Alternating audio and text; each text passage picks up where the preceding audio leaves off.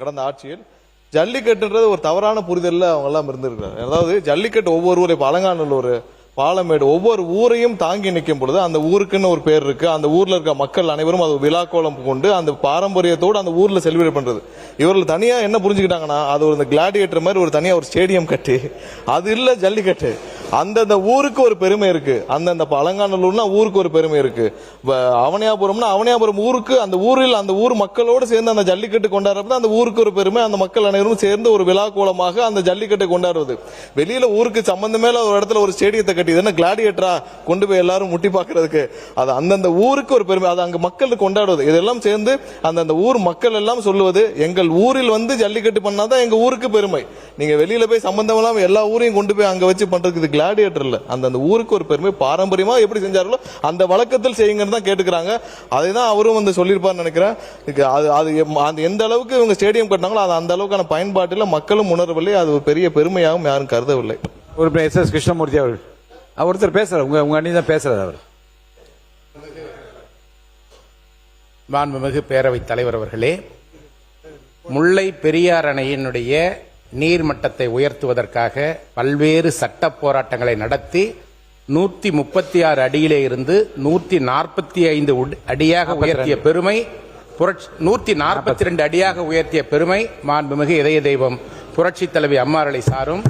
அதேபோல தேனி மாவட்டத்தில் அந்த அணையை கட்டுவதற்காக அனைத்து முயற்சிகளையும் மேற்கொண்ட வெள்ளிக்குயிக் அவர்களுக்கு மணிமண்டபம் அமைத்து அங்கே சிலையை அமைத்து திறந்து வைத்தது எங்களுடைய இதய தெய்வம் புரட்சி தலைவி அம்மாவர்கள் என்பதையும், அதேபோல கிளாம்பாக்கம் பேருந்து நிலையத்திற்கு இடம் தேர்வு செய்யப்பட்டு நிதி ஒதுக்கீடு செய்து கட்டி முடிக்கப்பட்டது மாண்புமிகு இதய தெய்வம் புரட்சி தலைவி அம்மாவுடைய ஆட்சியில் என்பதையும் தெரிவித்துக் கொண்டு, கல்வியாளர்களை உருவாக்கியது அண்ணன் ஜி. விஸ்வநாதன், மரியாதைக்குரிய ஜேபிஆர், மரியாதைக்குரிய முனிரத்னம் போன்றவர்களை உருவாக்கியது அனைத்து இந்திய அண்ணா திராவிட முன்னேற்ற கழகத்துடைய ஆட்சியின் பொழுது மாண்புமிகு இதய தெய்வம் புரட்சி தலைவர் எம்ஜிஆருடைய ஆட்சியில் என்பதை இந்த நேரத்தில் தெரிவித்துக் கொள்கிறேன். அதேபோல ஜல்லிக்கட்டு நிறுத்தியது யார் என்று சட்டத்துறை அமைச்சர் அவர்கள் சொல்வாரா என்பதை நான் இந்த நேரத்திலே கேட்டு அமர்கிறேன். ஜலவாய் சுந்தரம். மாண்புமிகு பேரவைத் தலைவர் அவர்களே, தமிழ்நாடு வீட்டு வசதி வாரியம் மூலமாக 2016க்கு முன்னால் சில அப்ரூவ்டு அன்அப்ரூவ்டு பிளான்கள் இருந்தது. அதை அப்ரூவ் பண்ணுவதற்காக முயற்சி எடுத்தது அனைத்து இந்திய அண்ணா திராவிட முன்னேற்ற கழக ஆட்சி. மீண்டும் அதை இந்த அரசு வந்து 30/6/2027 வரை எக்ஸ்டெண்ட் பண்ணிக்கிறார்கள். அதற்கு மிக்க மகிழ்ச்சியை நான் தெரிவித்துக் கொள்ள கடமைப்பட்டுகிறேன்.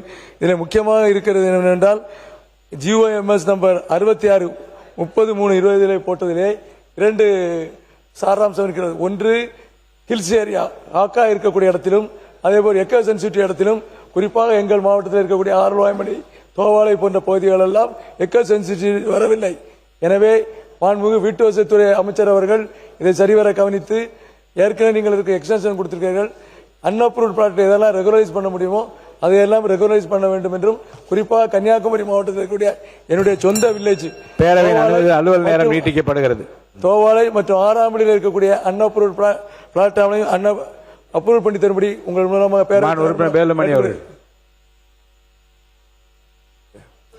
மாண்புமிகு பேரவைத் தலைவர் அவர்களே, இன்றைக்கு வீட்டு வசதித்துறை அமைச்சர் அவர்கள் அறிவிப்பின் 5ல் சிறப்பு திட்டம் வந்து வாரியத்தால் கையகப்படுத்தப்படக்கூடிய அந்த இடங்கள் எல்லாம் அந்த விலக்கு செய்து சிறப்பு திட்டம் சொல்லி அறிவிச்சிருக்கீங்க.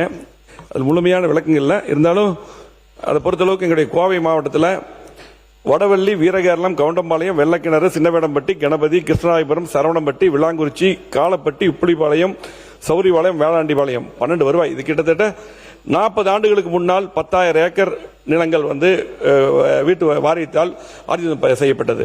இதில் பார்த்தீங்கன்னா 500 ஏக்கர் தான் நம்ம பயன்படுத்தி இருக்கிறோம். மீதி எஞ்சியுள்ள இடங்கள்லாம் பார்த்தீங்கன்னா அந்த உரிமையாளர்கிட்டே இருக்கு. அதெல்லாம் வந்து பார்த்தீங்கன்னா நிறைய அவங்க எல்லாம் சேல் பண்ணியிருக்காங்க. இன்னசென்ட் பர்ச்சேஸ் நிறைய வந்து நம்முடைய அப்பாவி ஏழை மக்கள் நிறைய வாங்கியிருக்கு. கிட்டத்தட்ட இதில் 70,000 மக்கள் வந்து இதில் வந்து பாதிக்கப்பட்டிருக்காங்க. இங்கே அவங்களுக்கெல்லாம் பார்த்தீங்கன்னா பத்திரப்பதிவு செய்யக்கூடாது, பட்டா மாறுதல் செய்யக்கூடாது, வங்கி கடன் பெற இயலாது, வீட்டு வசதி வாரியத்தால் நோட்டீஸ் அனுப்பப்பட்டிருக்கிறது. இதுக்கெல்லாம் பார்த்தீங்கன்னா கடந்த முறை கமிட்டி போடப்பட்டு 5% மட்டும் விலை கொடுத்து விடுவிச்சிருக்காங்க. ஆகவே நீ சிறப்பு திட்டம் அதை தான் சொல்றீங்கன்னு நினைக்கிறேன். அதுக்கு பாராட்டுதல்.